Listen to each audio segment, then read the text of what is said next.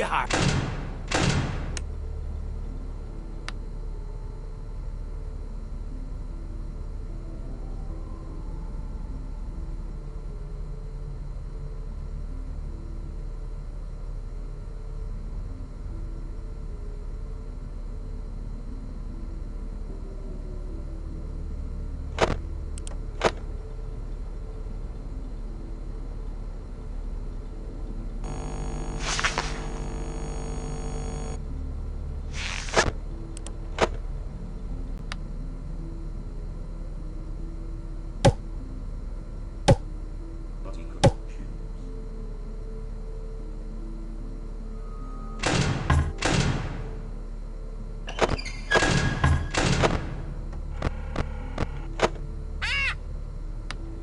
Yar, who touched me bird?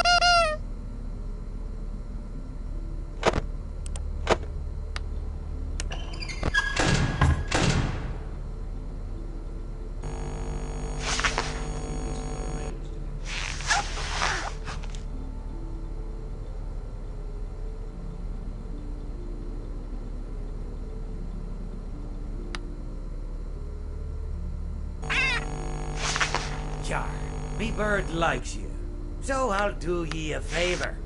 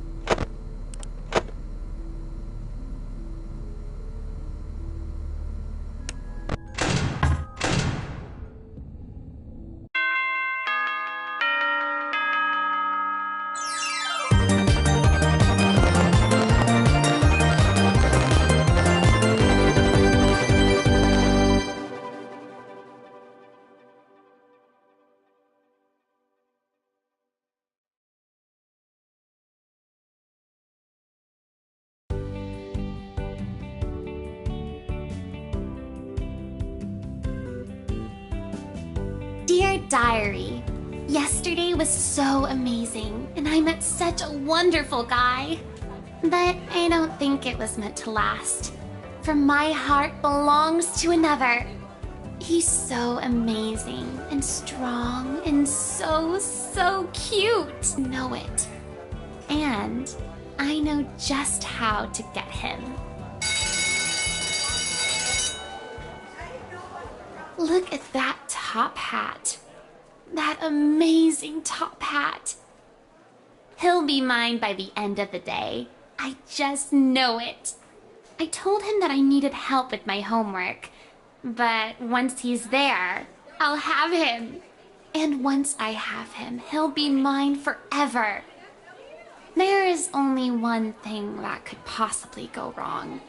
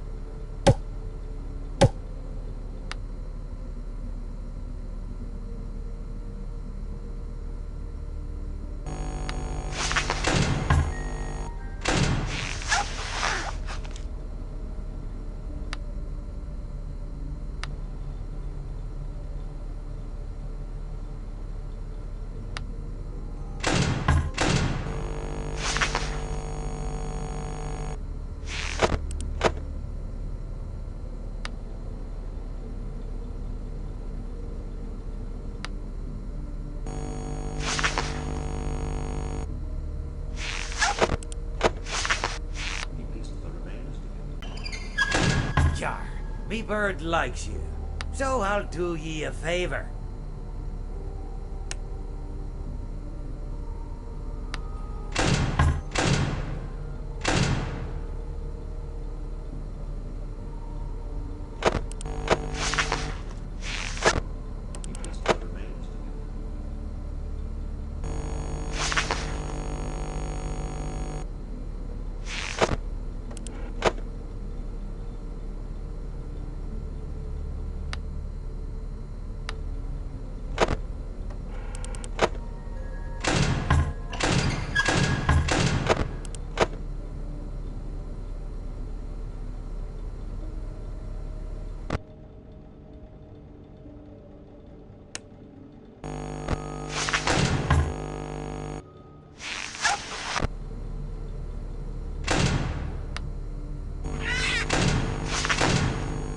Jar, what can I do for ya?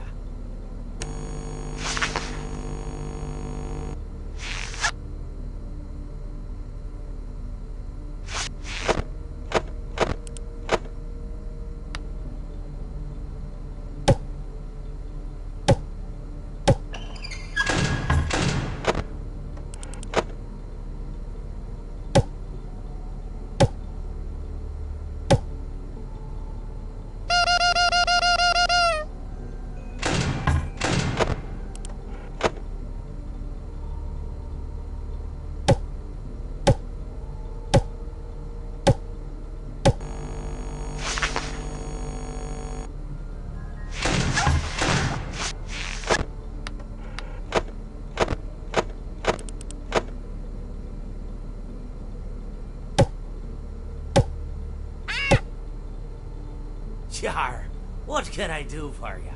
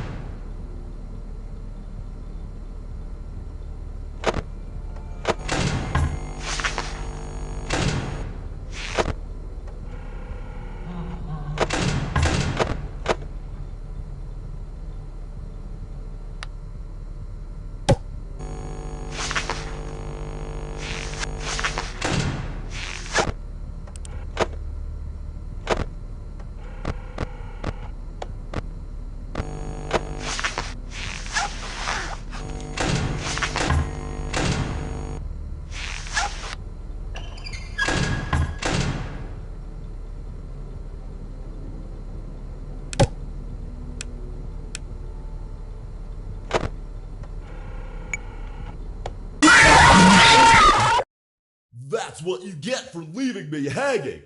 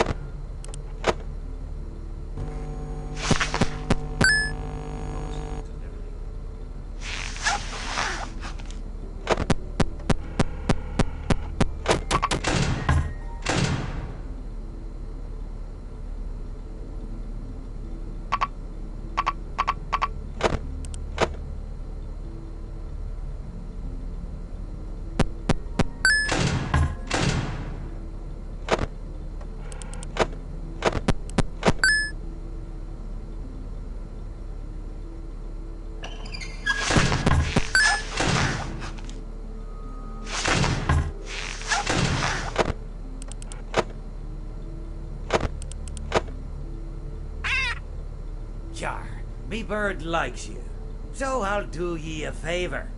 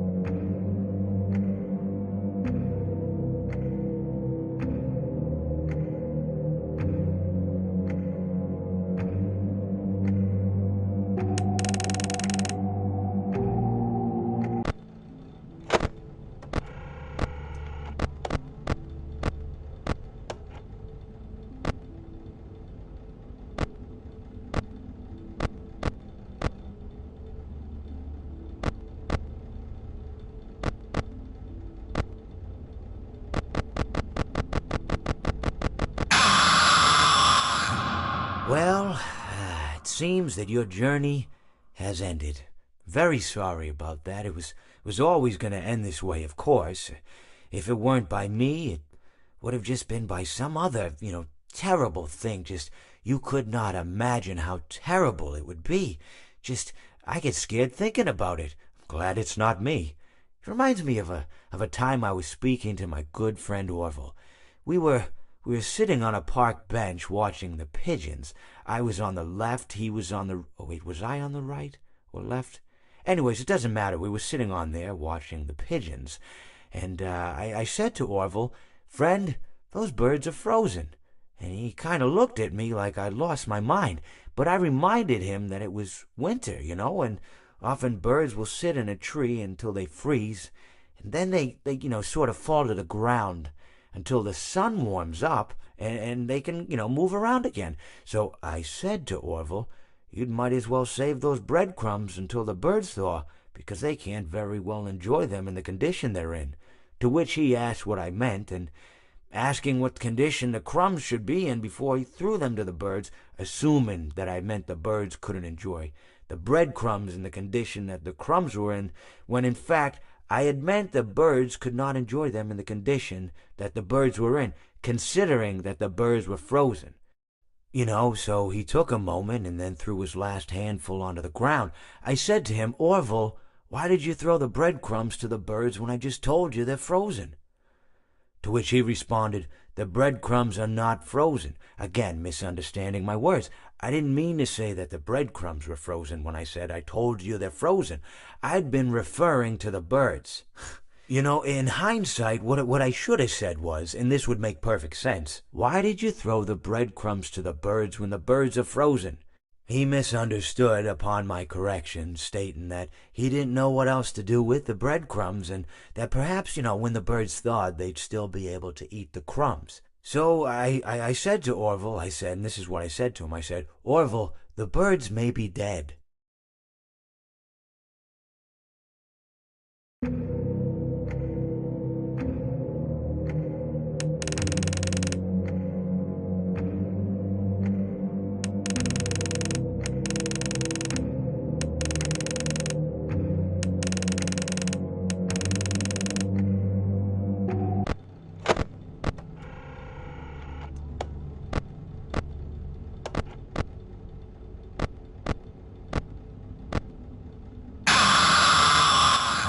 My friend, you have met a terrible, terrible demise. But, I don't feel too bad about it. After all, if it weren't from me, it would have just been from someone else, I guess what I'm trying to say is life goes on. Well, for everyone else, life goes on, not for you. You're dead. But that's neither here nor there. It reminds me of one summer day in the park. I was having just a delightful picnic with my good friend Orville. And I said to him, "Orville, I have a story." And he said to me, "What's the significance of the story?" And I said to him, "Orville, not every story has to have significance, Sometimes, sometimes a story is just a story. If you try to read into every little thing and find meaning in everything anyone says, you'll just drive yourself crazy. I had a friend do it once. Wasn't pretty. We talked about it for years. And not only that, but you'll likely end up believing something you shouldn't believe, and thinking something you shouldn't think, or assuming something you shouldn't assume, Sometimes," I said, "a story is just a story. So just be quiet for 1 second of your life and eat your sandwich, okay?" Of course, it was only then I realized I'd made sandwiches, and poor Orville was having such difficulty eating it. Elephants have those clumsy hands, Actually, I suppose that's the problem.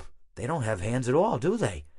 They're all feet. And I couldn't imagine someone asking me to eat a sandwich with my feet.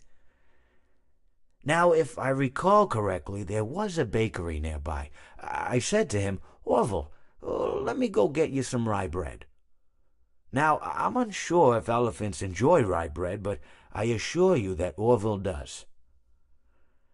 Now, this was on a Tuesday, which was good because rye bread was always fresh on Tuesday.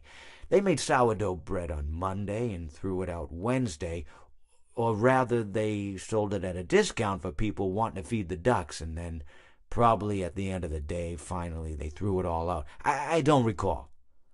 I do remember a man who would bring his son to the bakery every Wednesday and then go feed the ducks. He would buy all of the sourdough bread. Of course, you're not supposed to feed the ducks sourdough bread at all. It swells up in their stomach and then they all die. At least that's what I've heard.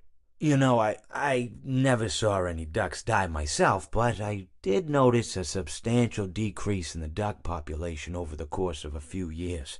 I just never thought to stop the man and tell him that he was killing the ducks by feeding them sourdough bread. And if you want my opinion on the matter, and I told Orville this as well, if you want to feed ducks, or birds, or any kind for that matter, it's best to buy seed. I mean, when you think about it, breads of any sort don't occur in nature. They don't grow on trees or spring up from the bushes. I don't think birds know what to do with bread. What was I saying? Oh, yes. So I bought Orville some rye bread. What a fine day it was.